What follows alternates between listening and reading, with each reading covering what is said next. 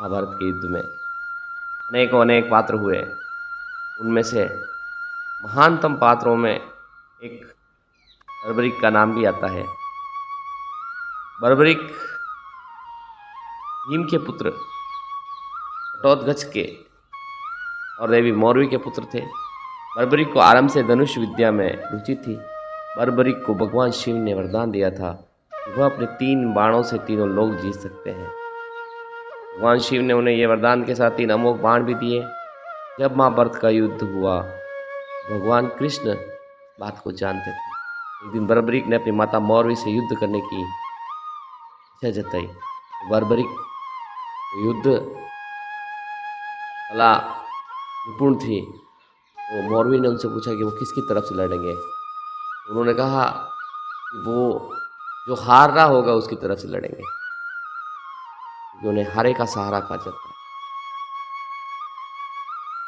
ये श्री कृष्ण की चिंता थी कि बर्बरीक हारने वाली सेना का साथ देंगे, और कौरवों की युद्ध में हार हो रही थी, उन्हें पता था। कि भगवान श्री कृष्ण ने बर्बरीक को युद्ध से दूर रखने की युक्ति निकाली। भगवान भेष बदलकर अर्जुन के साथ बर्बरीक से मिलने पहुंचे। बर्बरीक युद्ध के लिए निकलने ही वाले थे। बर्बरीक के तरकश में 3 ही तीर देखकर भगवान ब्राह्मण का वेश धरकर कृष्ण ने उनका मजाक उड़ाते हुए कहा कि चुनौती दी उनको, अगर श्रेष्ठ धनुर्धर हैं तो सामने खड़े पीपल के पेड़ के सारे पत्ते एक ही तीर में गिरा कर दिखाएं। बर्बरीक भगवान की बातों में आ गए और तीर चला दिया।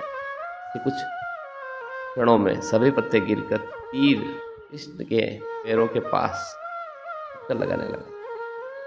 बर्बरीक समझ गए कि श्री कृष्ण की बात।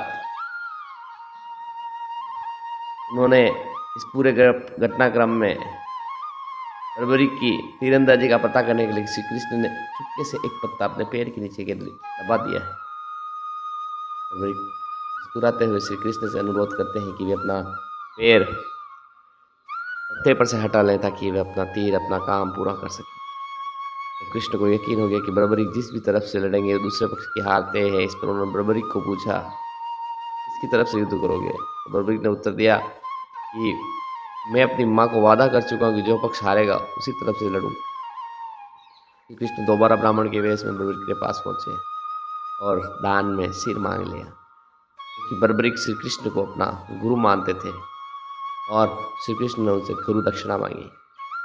बर्बरीक महान धनुर्धर होने के साथ में वचन के पक्के थे। बर्बरीक ने अपना शीर काटने से पहले भगवान से विनती की कि वे सिर्फ एक बार अपने वास्तविक रूप के दर्शन करा दें। भगवान श्री कृष्ण ने विनती स्वीकार कर ली और अन्य कोई इच्छा बतलाने को कहा। तब बर्बरीक बोले कि वो कटे सिर के साथ ही पूरा युद्ध देखने की इच्छा है। श्री कृष्ण ने उनकी इस इच्छा को पूर्ण किया और बर्बरीक का सिर समीप ही एक पहाड़ी जिसे खाटू कहा जाता है वहाँ स्थापित हो गया। इसे बर्बरीक ने पूरे युद्ध को देखा। के बाद श्री कृष्ण ने बर्बरीक को एक वरदान दिया।